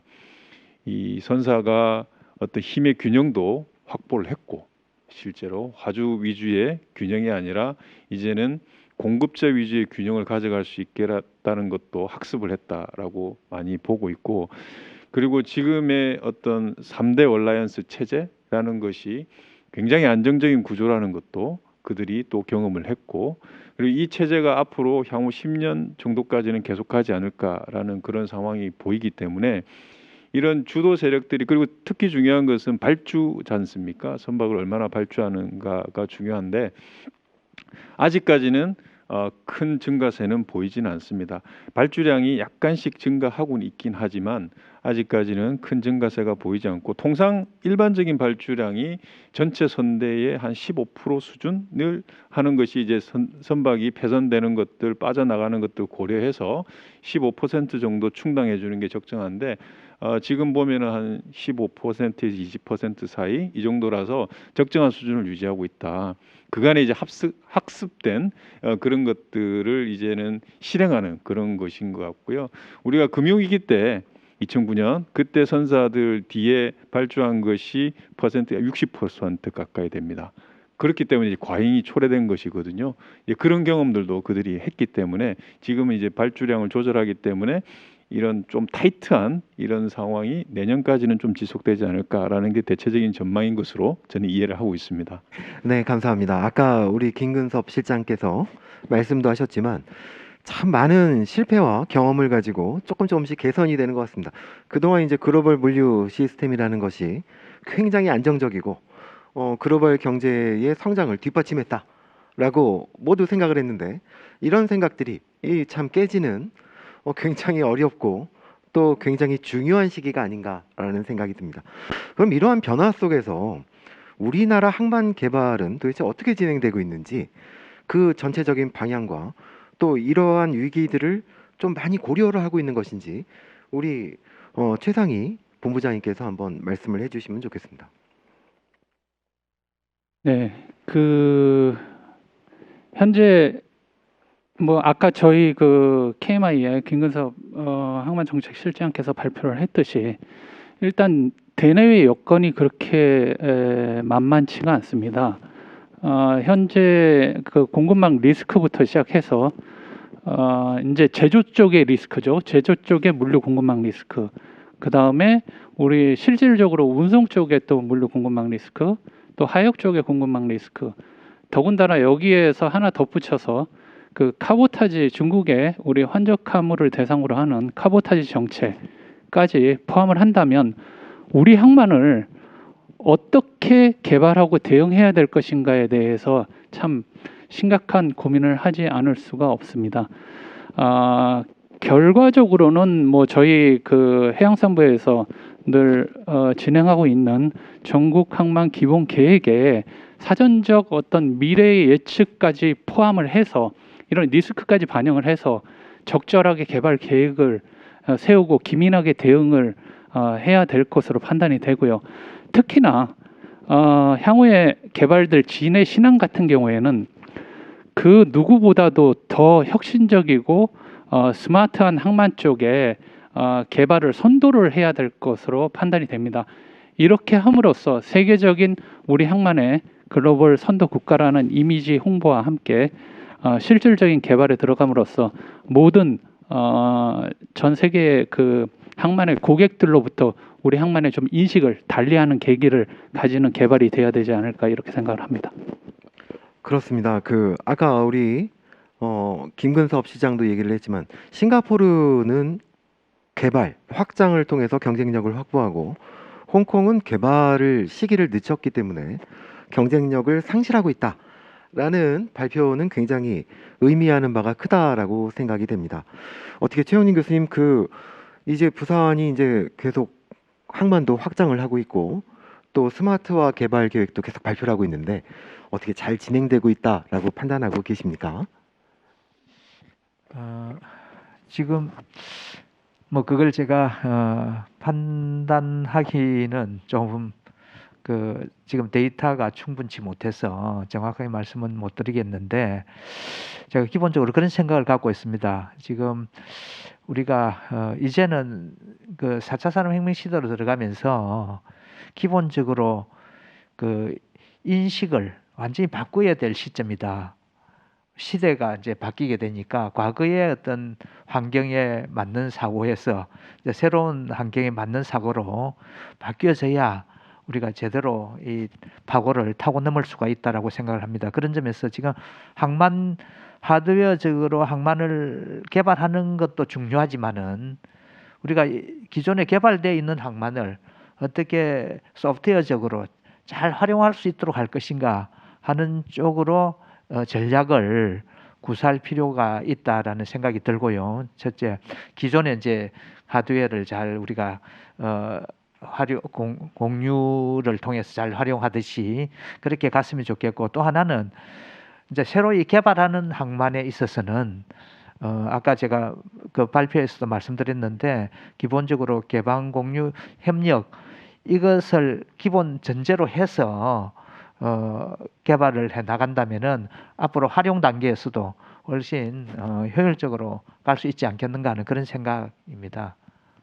개발 공유 협력 굉장히 중요한 가치를 말씀해 주신 것 같습니다. 아까 최용진 교수님께서 스마트 항만이 무엇인지에 대해서 이제 정의를 해 주셨는데요.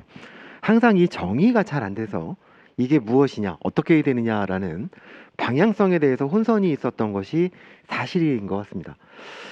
전체 우리나라 그 스마트 항만에 관련돼서 전체를 좀 정책을 이끌고 계시는 우리 최상희 우리 본부장님께서는 좀 스마트 항만에 대해서 좀 다른 정의도 있으실 것 같아요. 좀 우리 부산형 스마트 항만이란 도대체 무엇인지 한번 정의를 좀 부탁드리겠습니다.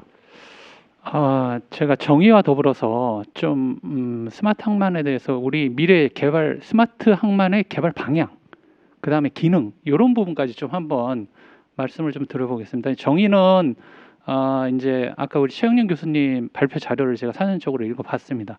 한번 읽어봤는데 최영림 교수님께서 내리신 정의가 저는 합당하다고 보고요.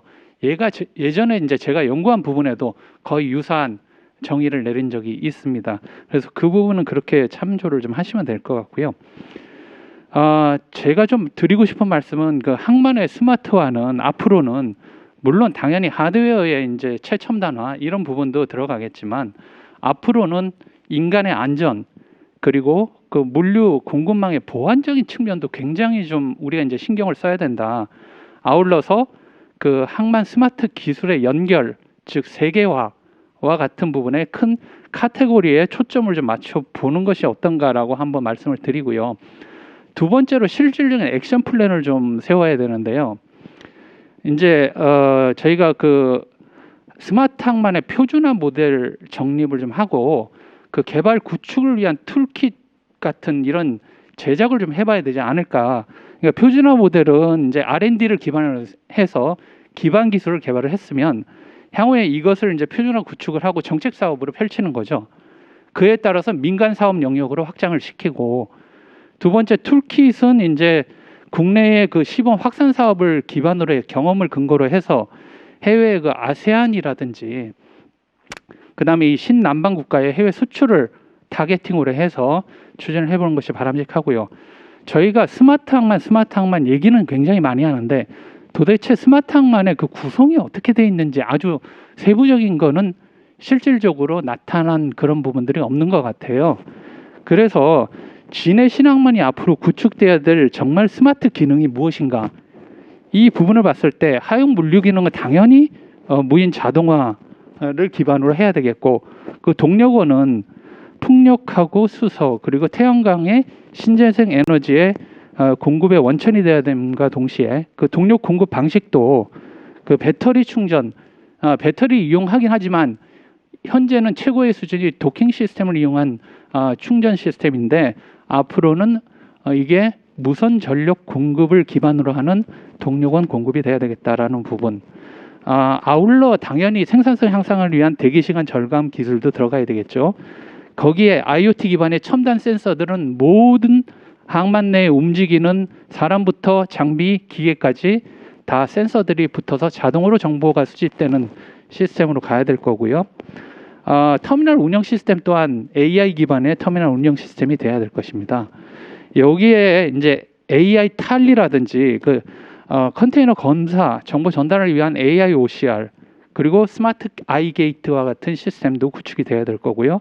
당연히 통신망은 5G 내지는 더 나가서 6G까지 먼저 선점을 해야 될 부분이 필요하고, 드론을 활용한 선박 추적 모니터링 시스템이라든지 그리고 우리 오퍼레이션 빌딩도 퓨처 커맨드 센터가 돼야 되는 그런 스마트 대시보드를 활용한 시스템, 모든 정보들이 클라우드로 정보 전달과 관리가 되는 이런 시스템이 기본적으로 갖추어져야 진정한 스마트 항만이 돼야 될 것이고, 앞으로 진해 신앙은 이런 방향으로 건설이 되는 것이 바람직하다라고 판단이 됩니다.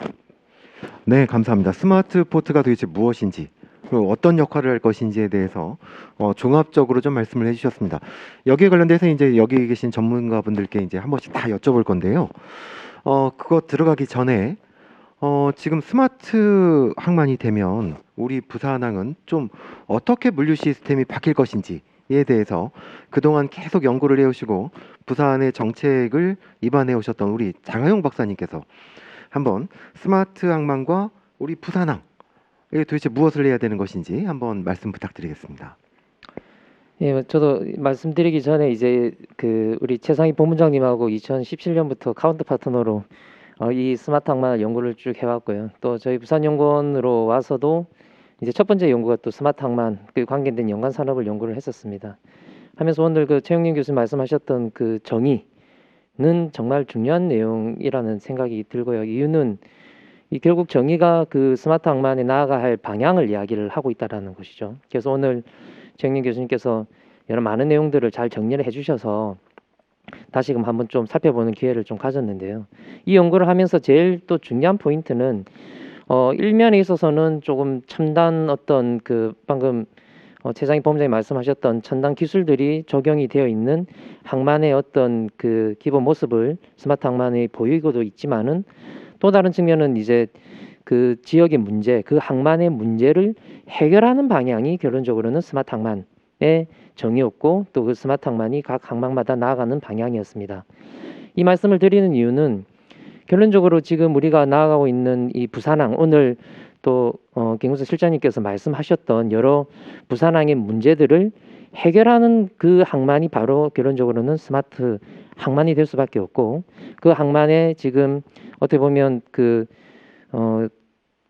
교수님께서 말씀하셨던 개방 협력 이 공유라고 하는 큰 이슈들, 이게 결론적으로 이것들을 해결하기 위한 어떤 방안으로 기술이 적용되어야 되고, 또 여러 또 스테이크홀더들, 즉 이해관계자들이 결론적으로는 이러한 부분들을 나가야 되는데요. 오늘 이 스마트 항만이 결론적으로 부산항에 나가야 할 방향은 지금 있는 여러 문제들, 그리고 여러 이해관계자들, 그리고 기술적으로 떨어져 있는, 또 연계성이 떨어지는, 또 지능성이 떨어지는 이런 부분들을 결론적으로 해결할 수 있는 방향으로 이 스마트 항만이 결국 부산항에 적용이 되어야 되고 또 될 것이다라고 전망하고 있습니다.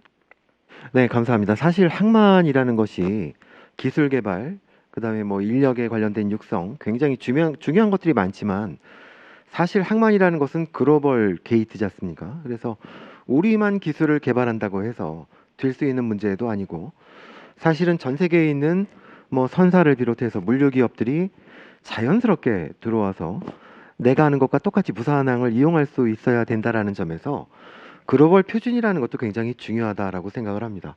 그러다 보면 굉장히 할 게 많고 또 협력해야 될 것도 많고, 또 최은인 교수님 말씀하신 것처럼 오픈하고 공유해야 되는 것들이 굉장히 많은 것 같습니다.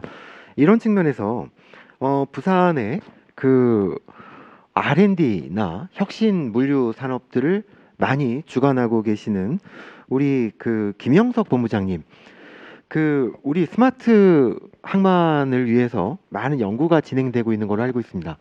좀 어떤 연구가 진행되고 있고 앞으로의 방향은 좀 어떤지에 대해서 본부장님 좀 말씀 부탁드리겠습니다.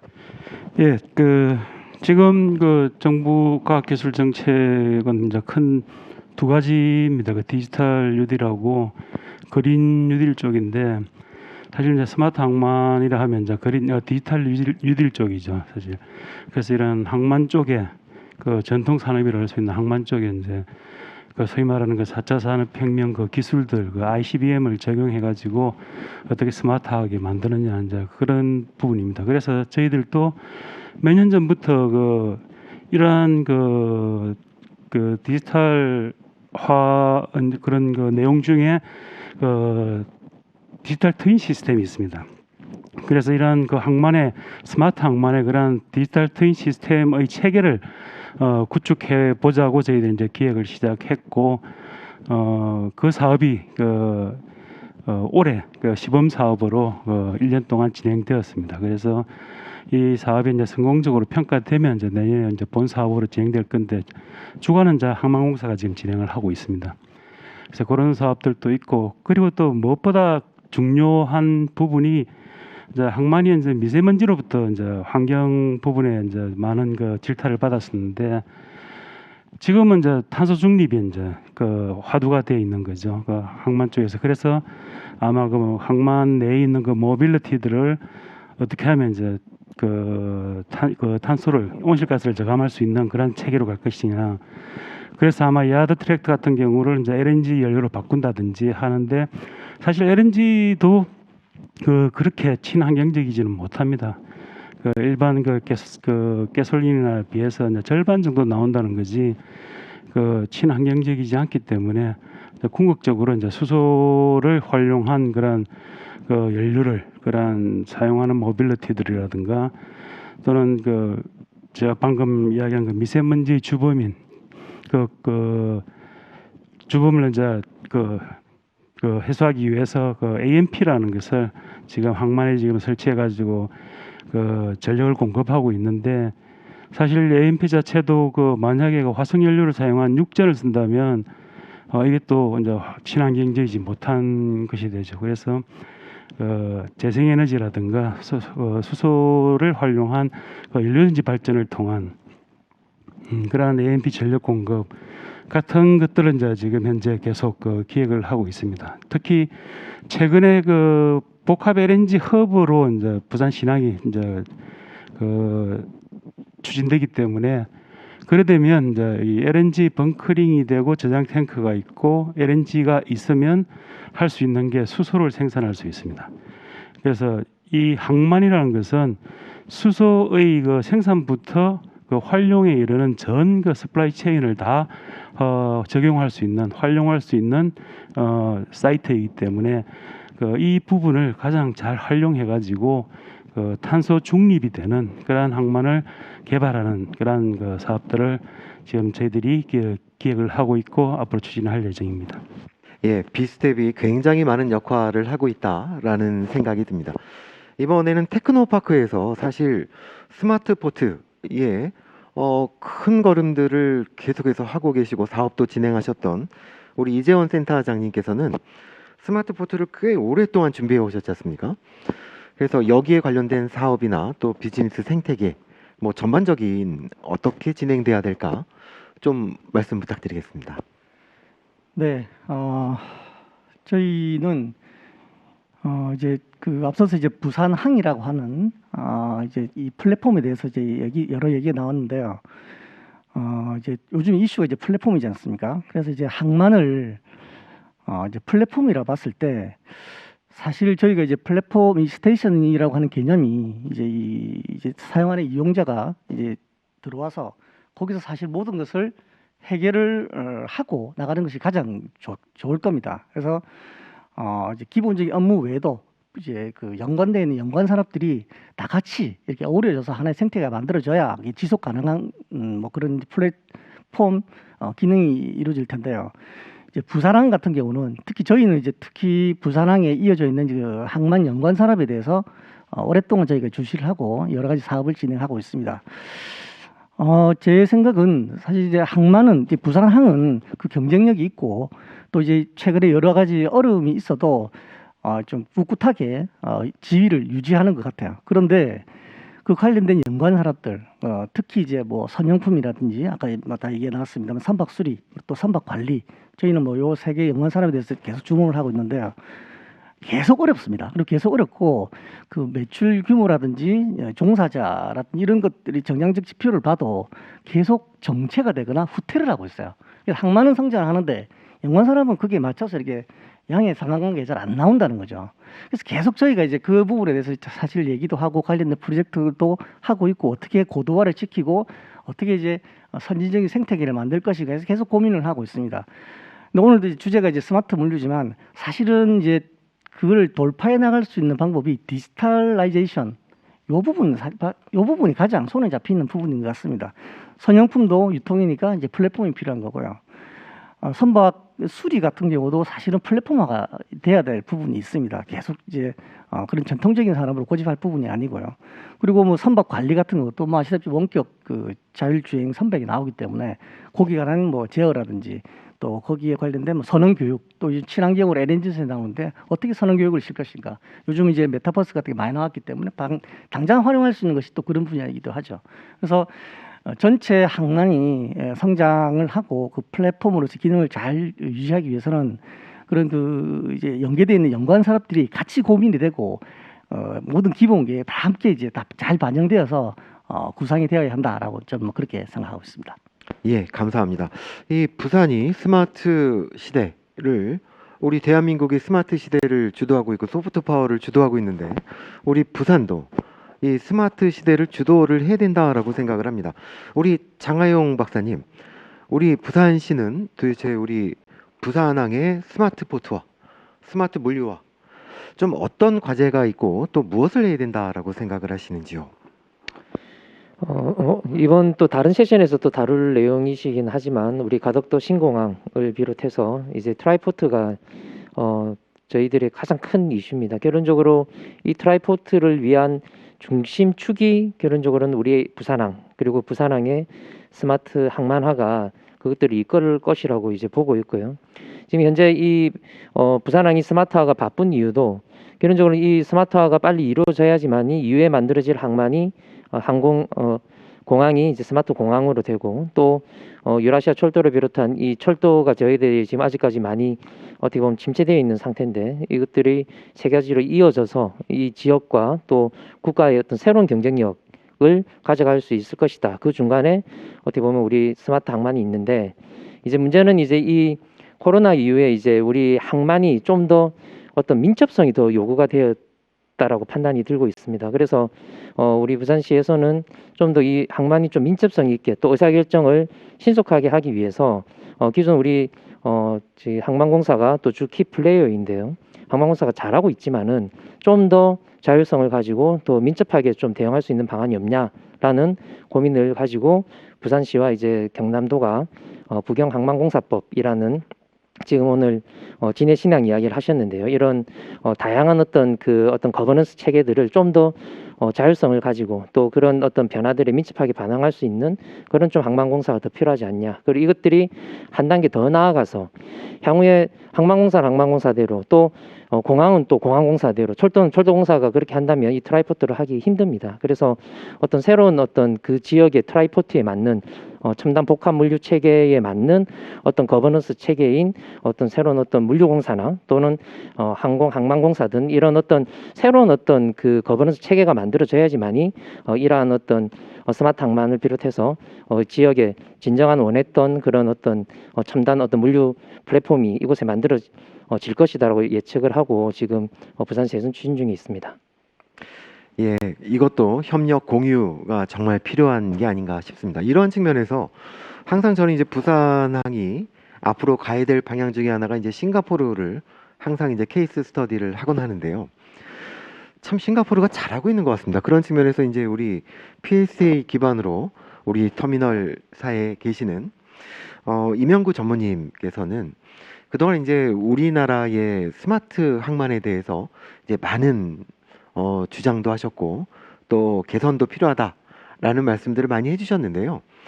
산업 관점에서 업체 관점에서 이 부산항의 스마트 항만화 그리고 앞으로의 미래 부산 이게 좀 어떤 게 필요한 것인지 좀 말씀 부탁드리겠습니다. 사실 그 항만의 스마트화는 어떻게 보면 이제 선박의 대형화, 매스 트랜스포테이션이 되면서 예전에 비해서 한 번에 처리해야 될 그 화물의 양이 급속도로 늘어남에 따라서 스마트화가 반드시 필요한 조건이 되었습니다. 크레인도 커지고 선박도 커지고 크레인도 커지고 그래서 그 큰 크레인을 사람이 이제 육안으로 작업하기가 힘든 어떤 환경이 되다 보니까 이게 이제 기계화가 되고 자동화가 되고 스마트화가 되고 이제 그런 식으로 이제 발전이 되고 있는데 싱가포르 같은 경우는 이제 도시 개발과 연계가 돼서 사실 지금 이제 기존에 있는 그 항만을 이제 투아스라고 하는 그쪽으로 옮기면서 스마트 어떤 설계라든지 시설이 다 들어갑니다, 지금. 그래서 아까 말씀하신 그 6,500만 TU를 하는 투아스 터미널이 올해 말에 이제 첫 번째 그 이제 단계가 오픈이 될 겁니다. 마찬가지로 이제 부산도 그 똑같이 이제 그 스마트 항만이 이제 진행이 되고 있죠. 근데 말씀하시는 것처럼 진해 항만의 어떤 스마트는 사실은 좀 멉니다. 빨라야 2030년 이후고 아마 서쪽 부두가 2025년 경에 좀 나올 것 같은데 그것만 가지고 부산이 스마트 항만이 됐다고 할 수는 없고요. 제가 볼 때는 지금 어차피 선박은 이미 대형화되어 있습니다. 그래서 부산 같은 경우 사실 이번에 대단히 수혜를 많이 보고 있고요. 그리고 중국이나 어떤 인근 항만이 이제 처리 못하는 경우에 부산이 이제 대한 항만으로서 많이 들어왔고 올해 그 부분을 톡톡히 보고 있습니다. 그래서 지금 야드가 뭐 80%, 90% 이렇게 되면서도 외국의 배들이 지금 들어오는 것은 부산이 그만큼 필요하다는 것이죠. 그래서 제가 말씀드린 것은 스마트 항만은 미래의 뭐 신항, 진해 신항만 아니라 지금 있는 기존에 있는 신항에 있는 터미널들도 스마트화가 진행이 되어야 됩니다. 지금. 그러면 거기에 따른 장비의 어떤 그 개조, 그다음에 시설 업그레이드 이런 부분들에 대해서는 정부가 일부 보조가 좀 해주셔야 되고요. 사실은 금액이 굉장히 크기 때문에 그리고 그동안 항만의 어떤 기능이 일부 사용하지 못할 수도 있기 때문에 그런 부분들은 그 관계기관과 협의해서 풀어야 될 문제가 많습니다. 그리고 스마트화가 사실은 자동화죠. 쉽게 말하면 자동화가 되면 일부의 그 직원들이 사실은 그 현재 하고 있는 일을 좀 조정해야 될 필요가 있습니다. 그래서 항만 근로자의 재교육 부분이 반드시 필요합니다. 그래서 이 부분은 업계에서 할 수가 없습니다. 그래서 이 부분은 정부에서 계획을 가지고 하셔야 되고요. 싱가포르이 그 스마트 항만을 굉장히 재촉하고 촉진하는 이유는 거기는 그 사실 그 항만 인력이 부족합니다. 그래서 이제 주변에 인근 뭐 인도네시아나 말레이시아에서 사람을 쓰기 때문에 사실은 그런 부분이 없는데 우리나라 같은 경우는 반드시 항만의 어떤 스마트화를 진행하다 보면 이번에도 그 서쪽 부두 문제가 나왔듯이 항운노조와 어떤 갈등의 일부분 분명히 나타납니다. 그래서 그 부분을 현명하게 할 수 있도록 그 정부에서 항만공사나 해수부 또는 부산시에서 많은 그 도움을 주시면 자연스럽게 조금 스마트화가 빨리 되지 않겠냐라고 보고 있습니다. 예, 그렇습니다. 스마트화는 누구 혼자서 할 수 있는 일이 절대 아닌 것 같습니다. 이 산학 연정 특히 이제 정부가 더 발벗고 나서야 될 일인 것 같고요. 이제 독일의 함부르크 항만공사가 스마트 항만 앞으로 우리는 이래라고 소개하는 영상을 보면 이제 선박이 항만에 들어오기도 전에 벌써 이제 통관이나 모든 서류 작업이 끝나고 여기에 관련된 모든 운송 계획까지 다 한꺼번에 이루어지는 이런 모습들을 본 적이 있습니다. 이런 모습들이 실현이 되려면 굉장히 많은 것들이 필요하지만 제일 먼저는 컨테이너 자체가 살아있는 컨테이너가 돼야 된다라는 의견들이 굉장히 많습니다. 이러한 측면에서 이제 우리나라에서도 아까 발표해 주신 최은인 교수님께서 스마트 컨테이너를 개발하고 계시는데요. 굉장히 전 세계적으로 혁신을 선도할 수 있는 분야라고 생각이 됩니다. 혹시 스마트 컨테이너는 무엇이고 또 어떤 영향을 줄 수 있는지 한번 좀 소개 부탁드리겠습니다. 예, 지금 일단 스마트 컨테이너 제가 말씀드리기 전에 지금 오늘 이제 주제가 불경 메가포트 스마트 물류 혁신인데 꼭 드리고 싶은 말씀이 있어요. 뭐냐면은 지금 그 부산 지금 신항의 가장 큰 문제 중에 하나가 운영사들이 막 쪼개져 있는 거 아닙니까, 그죠? 그래서 그러다 보니까 아까 김근섭 실장님 발표에서도 문제점으로 지적되던 타부도 한적이 많아질 수밖에 없는 것이고, 자 만약에 이 운영사 쪼개져 있는 것들이 하나의 운영사가 다 관리를 한다면은 얼마나 효율적으로 하겠습니까? 지금 쪼개져 있기 때문에 굉장히 비효율적으로 운영되고 있는 거거든요. 예, 그렇다고 해서 우리가 그걸 지금 합치자는 이야기는 아닙니다. 아니고요. 지금 4차 산업혁명 시대에 아까 시대 정신을 제가 말씀을 드렸는데 그것은 서로 협력을 해서 하나의 운영사가 운영하는 것처럼 좀 운영이 되도록 했으면 좋겠다. 충분히 그렇게 할 수 있는 기술적 지원은 충분히 가능한 것이거든요. 그래서 이제 그걸 좀 제가 강력하게 좀 주장하고 싶은 거고, 그렇게 함으로써 각 운영사들이 어떤 도움을 받을 수 있는지, 기업이라고 하면은 자기한테 도움이 되는 것 같으면은 이익이 되면은 다 하게 돼 있습니다. 그래서 그런 걸 우리가 좀 더 논리적으로 설득력 있게 앞으로 잘 설득시키면서 그 해나가야 되는 곳이 바로 지금 이제 부산항만공사라든지 정부 기관들이 사실은 이제는 좀 더 우리가 그 좀 더 분석적으로 잘 정리를 해서 설득시켜 나가는 그런 게 꼭 필요하다. 지금 불경 메가시티도 마찬가지거든요. 지금 진해항하고 또 부산항하고 이렇게 되는데 이것도 사실은 서로 기본적으로 지자체 간에 협력할 수 있는 기본 마인드를 가지고 접근해 간다면 훨씬 서로에게 도움이 되는 그런 쪽으로 갈 수 있다라는 생각이 듭니다. 그래서 오늘 이 자리가 좀 앞으로 우리 그 항만과 관련해서 아까 연간 산업도 마찬가지고요. 다 서로 협력해야 될 부분들이고 서로 협력. 우리나라 그 지금 항만 연간 산업 중에서 선용무 업체라든지 굉장히 영세하거든요. 그래서 개별 영세한 업체들이 계속 활동하다 보니까 크게 갈 수가 없는 겁니다. 싱가포르 같은 데는 굉장히 큽니다. 업체들이, 선용품 공급 업체들이. 그렇다면 우리가 이 영세한 업체들끼리 서로 협력해서 하나의 뭐 조합을 이루든지 이렇게 해서 바게닝 파워도 키워나가고 뭐 그렇게 가야 된다는 저는 이제 그런 말씀을 꼭 드리고 싶어요. 그래서 지금은 우리가 불경도 마찬가지로 서로 하나의 가버넌스처럼 한다면 훨씬 효율적으로 갈 수 있는 여지들이 많다. 지금 스마트 시대에 우리가 그렇게 가야 된다는 거 꼭 말씀드리고 싶고요. 그다음에 스마트 컨테이너 관련해서 기회를 주셨는데 지금 사실 글로벌 해운물류의 큰 3대 요소가 우리가 항만과 그다음에 선박 그리고 하나가 컨테이너입니다.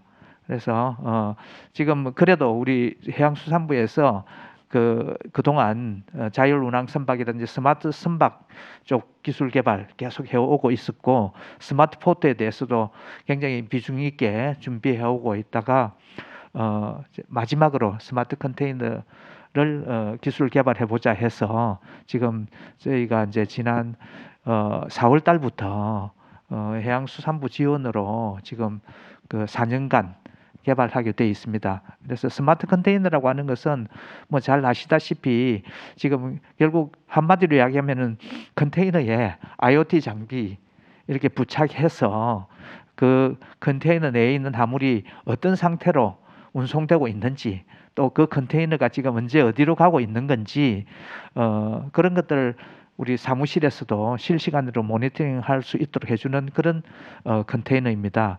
그동안은 탈부착식으로 지금 현재 일부 활용이 되고 있는데 이걸 아예 새로운 개념의 컨테이너로 만드는 것은 우리나라에서 지금 처음으로 시도되고 있는 것이기 때문에 우리가 이 스마트 컨테이너를 기술을 우리나라에서 먼저 개발해서 국제 시장을 선점하게 된다면은 정말 우리나라가 해양 강국이고 부산이 해양 수도로서 상당히 의미 있는 산업을 새롭게 하나 만들 수 있다라는 그런 생각을 하고 있습니다. 그래서 어떻게 보면 국가적인 사업이고 하기 때문에 우리 관련되는 기관들이나 그 업체들이 좀 적극적으로 도와주셔가지고 꼭 성공할 수 있도록 그렇게 해주셨으면 좋겠습니다. 왜냐하면 컨테이너 자체의 스마트화뿐만이 아니고 사실은 더 중요한 것은 우리가 아까도 계속 이야기 나오면 플랫폼입니다. 이거로부터 다량의 의미 있는 데이터들을 우리가 수집해서 어떻게 좋은 정보로 만들고 지식으로 만들어서 또 현실 세계에서 좀 더 생산성도 올리고 이렇게 갈 수 있기 때문에 그 소프트웨어적인 부분이 또 더 큰 의미를 지니고 한 걸음 더 나아가서 앞으로 데이터 거버넌스 문제까지 나옵니다. 거기서 얻어진 데이터를 결국은 우리나라가 좀 주도할 수 있도록 그렇게 할 수 있는 그런 기반이 만들어질 수 있지 않겠는가라는 생각을 해봅니다. 예, 좋은 말씀과 또 스마트 컨테이너에 대해서 좀 말씀해 주셨습니다. 사실 오늘 제한된 시간에 여러 가지 이슈들을 다루려고 하다 보니까 말씀들은 다 나왔지만 정말 밤새도록 토론했으면 좋겠다라는 생각이 듭니다. 해야 될 말들이 너무 많고 그럼에도 불구하고 시간이 제한이 있기 때문에 오늘 1분씩 전체 정리 그리고 우리 부산이 혁신하려면 무엇을 해야 되는지 1분 정의 들어가도록 하겠습니다. 장하영 박사님부터 1분 하도록 하겠습니다. 이 연구를 하면서 스마트 항만의 핵심 포인트는 그 최영림 교수님께서 예전부터 이야기하셨던 그런 교육, 오늘 또 나왔던 이제 어떤 근로자를 비롯한 어떤 그 재교육 문제인 것 같습니다.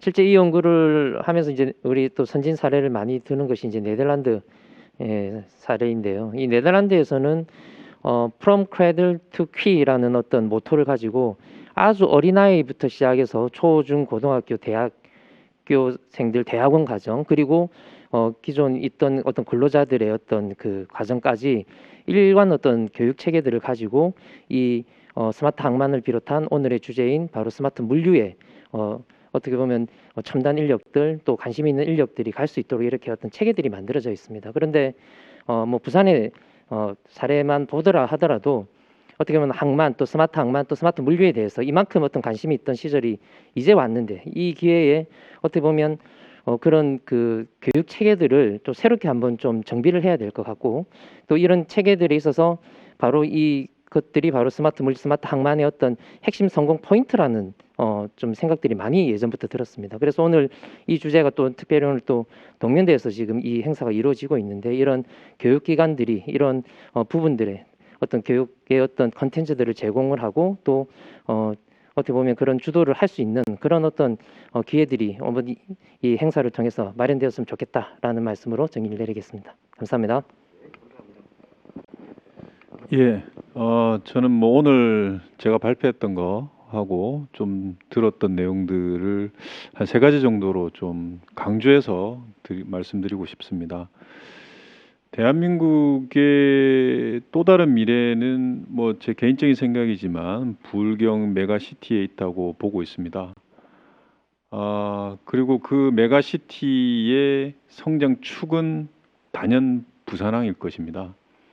그리고 이제 부산항의 미래 동력은 진해신항의 개발이라고 저는 생각을 하고 있습니다. 그래서 진해신항은 어떤 수요와 관련된 기반이 아니라 우리가 미래 전략의 기반에서 꼭 나가야 될 사안이다라는 생각을 말씀드리고 싶고요. 두 번째, 스마트와 관련해서 뭐 여러 가지 좋은 말씀을 많이 해주셨는데 저는 그런 것과 더불어서 결국은 스마트도 사람이 하는 것이거든요. 할 수 있는 사람들을 많이 양성해야 되는 부분이 꼭 있어야 될 것이고 그리고 처음은 정부가 끌어갈 수 있지만 끝까지 정부가 끌어갈 수는 없거든요. 결국은 끝까지 가는 것은 기업이라는 생각이 듭니다. 그럼 관련된 기업들, 큰 기업이든 창업 기업이든 그 기업들이 사실은 이 불경 지역에서 바글바글 이렇게 이루어져야지만 다양한 기술들, 저는 이제 기술의 한계는 뭐 생각하지는 않습니다. 기술은 얼마든지 발전하고 어떤 기술이든지 다 적용할 수 있다고 생각이 들거든요. 그런 기업 그리고 인력 이 부분에 진정 집중을 해야지만 스마트로 갈 수 있다라는 생각이 듭니다. 대표적으로 PSA, 우리 임 전무님 나와 계시지만 PSA는 터미널 운영사임에도 불구하고 상당한 인력 구조 변화가 있었습니다. 굉장히 많은 인력들이 IT 전문가들입니다. 운영 전문가들이 아닙니다. 그런 인력들로 전환이 되고 우리의 항만들도 가야 되고 그런 가기 위해서는 인력의 양성이 그 무엇보다도 굉장히 중요하다라는 말씀을 꼭 드리고 싶어서 말씀드렸습니다.